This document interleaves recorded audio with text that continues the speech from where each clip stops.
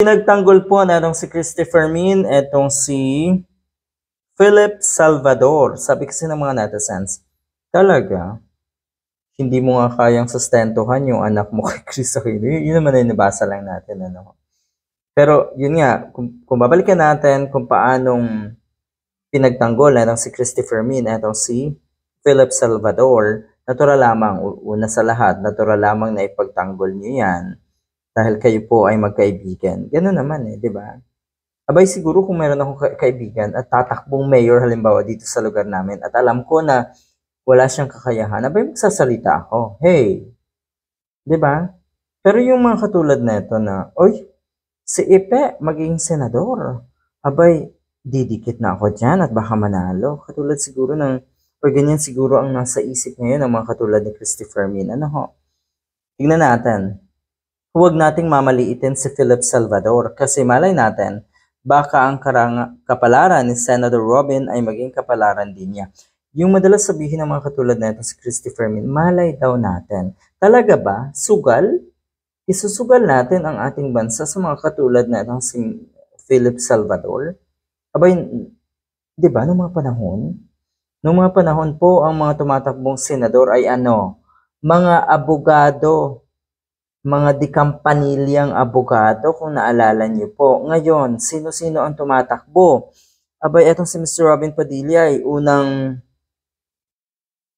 chairman or chairperson ng komite na ang humahawak. Kadalasan ay mga lawyers lang, talagang magagaling na lawyers. Pero ayan, si Robin Padilla po ang humahawak ngayon ng isang komite dyan sa Senado. Na kung titignan mo po, the heck, anong magagawa mo dyan, di ba? Alright, balikan natin si Philip Salvador.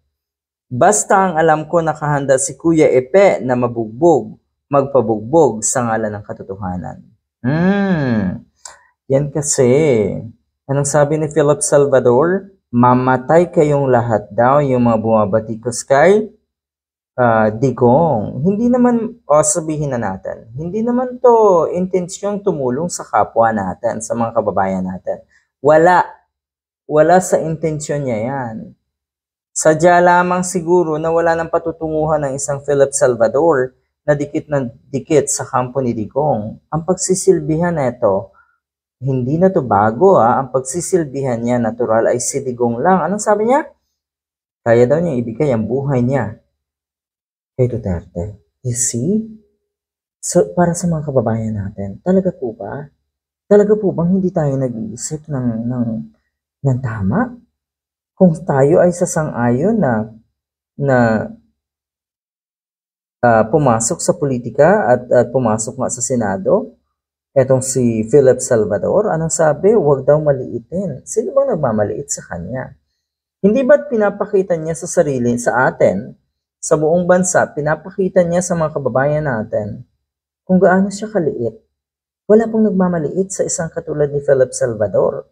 Sadya pong maliit siya. Ang ibig sabihin, sa aspeto ng dunong, sa aspeto ng experience sa politika at serbisyo publiko, talaga ba meron ka?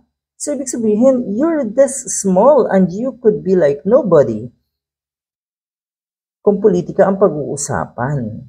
Yan yun. Pero walang nagmamaliit sa isang Philip Salvador, Miss Christopher Min. Hindi po minamaliit ng taong bayan ng isang Philip Salvador. Okay? On the sustento issue daw and other mud that's being thrown against him, she believes Salvador will address all of these soon. Yung mga issue daw ni Philip Salvador ay kanyang i-address naman. Okay, so alam na natin, mga kababayan natin, magiging nightmare talaga kung naandyan si Bato, si Robin Padilla, tapos dadagdagan pa na ito. Abay, kung titignan niyo po, oo, nakalimutan natin, naandyan din pa rin sina Lito Lapid, sina Tolentino. Ako po, ay, humihinga pa ba yung mga yan dyan? Grabe,